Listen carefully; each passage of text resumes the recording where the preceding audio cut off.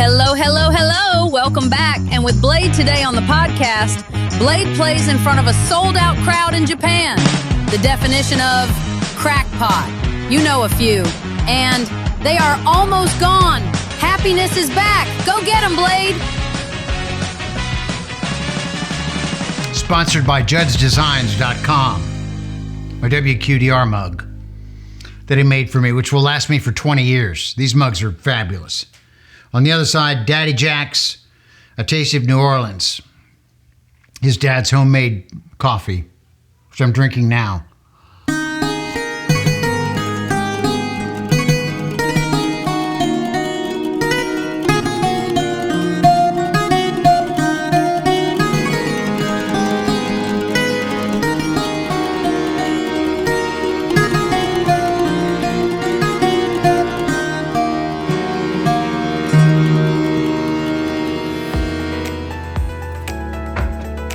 Happened again here in Arizona in the foothills. Man stung over 100 times by bees while hiking in the Arizona foothills. Now that's original, that's unique, I'll give you that. You know, I've heard of all kinds of different injuries you could get while hiking, and you know my stance on hiking if you've watched any one of my segments. I overdo it, because this hiking is wildly popular around here, and I don't understand why. And I try not to talk about it on every episode, but I can't help it. Man stung 100 plus times by bees.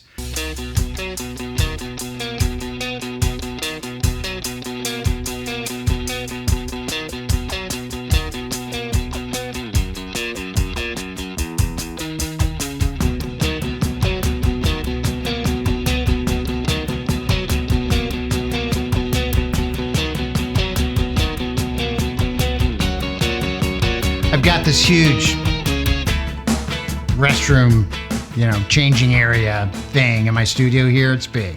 It's a big room. And I've got like 6 different stations where I could film a show from. So different backdrops and all that kind of thing. But anyway, I was just getting out of the shower and I was naked, and I just so happened to notice as I'm combing my hair, 3 kids sitting in the entrance of the bathroom staring at me. Looking at me, making small talk. The oldest one, who's 10, and the other one's 8, they're making small talk and they're staring at me. And you know what they're staring at. Little 4-year-old kid, and he's like, "Oh, Daddy, you got a big one." I'm like, "Thank you, son."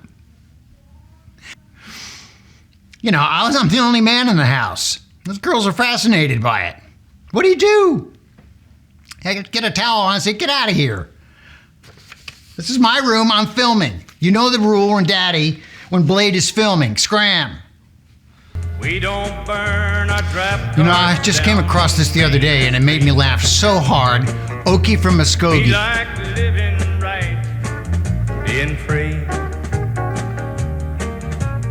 We don't make party out of loving. We like holding hands and pitching. We don't let our hair grow long and shaggy like the hippies out in San Francisco do. And I'm proud to be an Okie from Muskogee, a place where even squares can have a ball.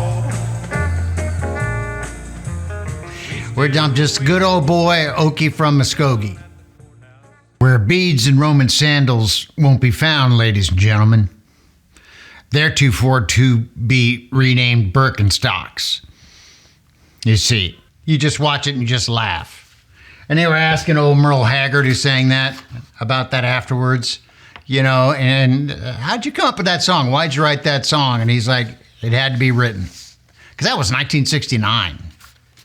When that song came out, it was happening in 69. It was all starting then. And you know what I mean by it was all starting then. At that point, we were in Japan. My dad was in the Air Force. I've told you that 100 times. We were in Japan and they had put a man on the moon. Now, I've got a buddy, he's like 7, and he swears they didn't put a man on the moon. There are people out there that are like that think that we didn't really put a man on the moon. You know, those quote unquote conspiracy theorists. And I don't believe in conspiracy theorists. I just believe in theorists. People have their theories, you know. And true or not true, I'm not telling you they did or didn't, you know, true or not true.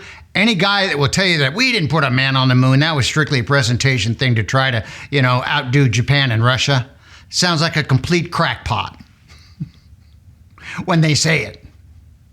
You don't sound like a crackpot when you say, remember 1969 when we had a man on the moon? And Neil Armstrong said, you know, one giant step for mankind. When you say, you think that's true? That was a big hoax. You sound like a crackpot.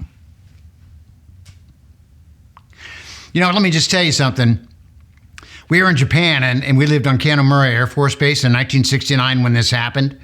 And all the bases are surrounded by chain link. And everybody in the United States was watching, everybody in Japan on the Air Force Base was watching when this happened. And I don't remember how. Maybe we were listening. I'm not sure. I don't remember. But I remember when it happened. And the second that Neil Armstrong uttered the words, every single person on that Air Force Base ran out of their headquarters, and they ran out of their bachelor's quarters, and they ran out of their base housing, all waving flags, American flags, big ones, small ones, little ones, screaming and yelling, yay, we did it. I mean, it's probably the proudest I've ever been as an American, and I was 10, I think. Really, I mean, the state of pride in the United States of America may not have ever been higher since that moment. And part of it was because we had this incredible competition going on with Russia. You know, move ahead 11 years to when we beat Russia in the Olympics in 1980, right? The whole idea is a race, not to find out what's happening in the universe and the galaxies and all the stars and all that shit. You know, it's to beat everyone else to it. We had to get on the moon first to beat Russia just because of competition, our egos, and Japan. You know, and I guess we did. You know, and I bring that up today because today is the day that Artemis 2 is supposed to, you know, splash into the United States into the water, and nobody cares. And don't even tell me the first time you heard about Artemis 2 that you didn't think about Artemis Pyle of Leonard Skinner as your first thought. I decided at the 40-year mark that I was going to stop being sad because I'd been sad for 40 years. So now I just celebrate the music. And that's why we did this tribute album. And we have Dolly Parton singing Freebird. Oh, I love that. He's like the only guy left. He and Ricky Matlock from the pre-crash. Hanging in there. But the Japanese, they love their baseball, let me tell you. I told you about the chain link fence. In the corners of those chain link fences in Japan, excuse me, on the Air Force bases, we would play our baseball games. You know, that's the thing. All the Air Force, you know, vets were all kind of young guys and they had young kids, you know, and we could have every single day of the week 10 to 18 to 20 guys out there playing a game of baseball. And the corners were perfect. And those chain link fences, you put the home plate in the corner, and down at third baseline is one part of the chain link, and down the first baseline is the other part of the chain link. And on the outside is Japan. And we'd go out there every single day in the afternoon after school. We'd walk home from Chofu school, you know, at 3 o'clock, and we'd be on that field ready to rock by 3:30. You know, 18 guys, the kids, 10 years old, 11 years old. And by the minute we threw the very first pitch, the place would be sold out. Japanese would stop. They'd be on their bicycles riding down the roads in Japan. You know, and they'd stop, get off their bikes. They'd be looking through the chain link fence, looking for a spot. And you could see, as far as the eye could see, people lined up watching 10-year-old kids play baseball. That's how much they love baseball. First baseline, crowded as could be. Storefront owners closed down shops just to come watch 10-year-old kids play baseball. Never thought much about it. That's the biggest audience I've ever had playing baseball, and I've been playing for 50 years. You know, if you don't know to the extent of how much Japanese people love baseball, maybe that'll tell you something about it. First baseball game I ever saw was Korakuen Stadium in Japan, Yomiuri Giants, and they had Sadaharu Oh. If you don't know who he is, he's hit more home runs. He's a professional. They played on professional fields in Japan, still do, as you know, and he hit more home runs than anyone by far. 868, and I got to see him play one time. And so I can sit here and tell you the lineup of the 1970 Yomiuri Giants, because that was the year that I saw the game.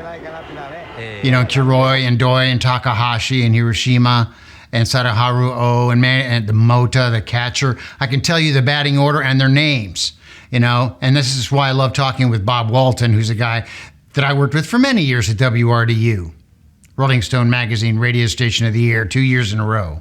We were both there, 89, 90. I told you that last week. You know, I felt bad because I talked shit about Rolling Stone Magazine and how I hate them. Kind of de-glorified the award and the honor that we got, which it was great. But anyway, I talked with Bob about that, and he's a guy like me. He can tell you the batting order of the 1971 Pittsburgh Pirates, but he couldn't tell you what he had to eat for lunch yesterday. He told me that. The same way. What's the deal? But I said, I win because I know, and I can tell you in Japanese.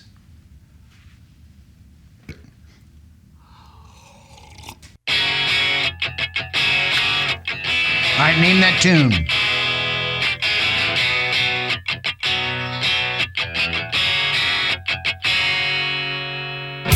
She calls me Goliath and I wear the David mask. 7Mary3. I always kind of figured they were around our area in Raleigh-Durham. We played them in 1995. They had that song Cumbersome, which I really liked because there's a little passage in the middle, do-do-do-do-do-do-do-do-do, which always reminds me of Zeppelin, and I know they're not trying to be Zeppelin. It just turned out that way, and I just love it. Cumbersome, it's a great little rockin' song.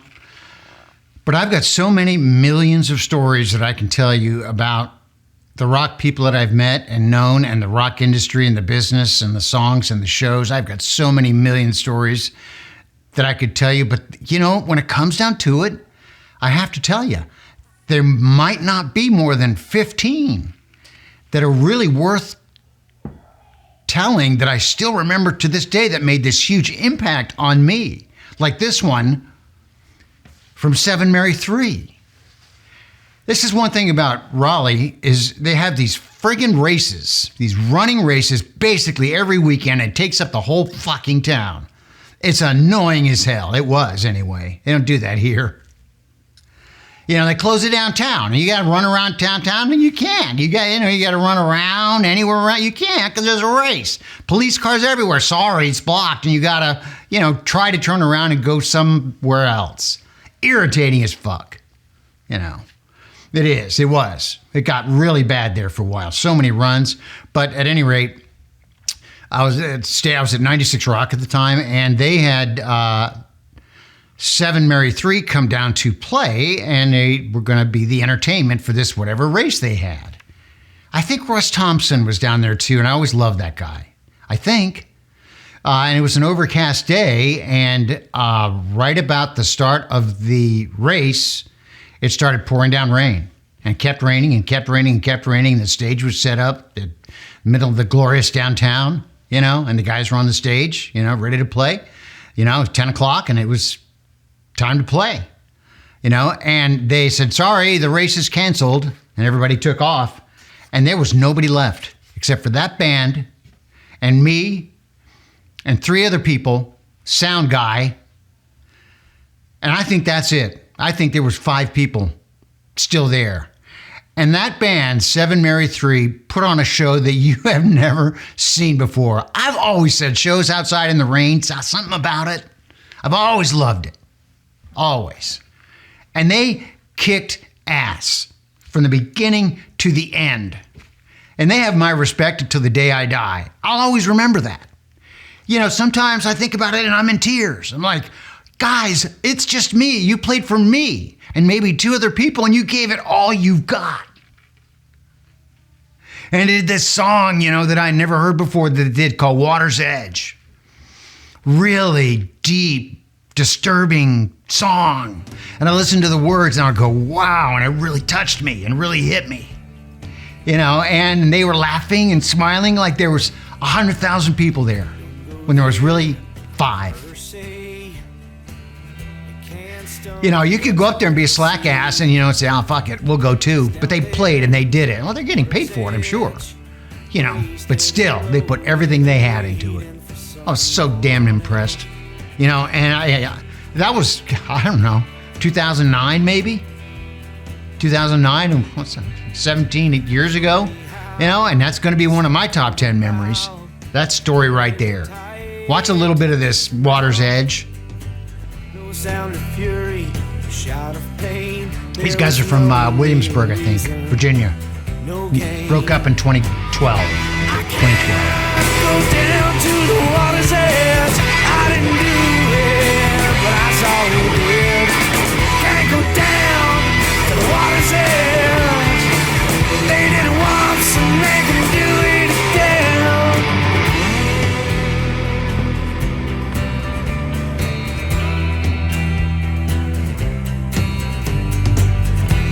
Ain't no secret to me how she got there down by the stream. 'Cause I'd seen her a minute before the van pulled up and opened the door.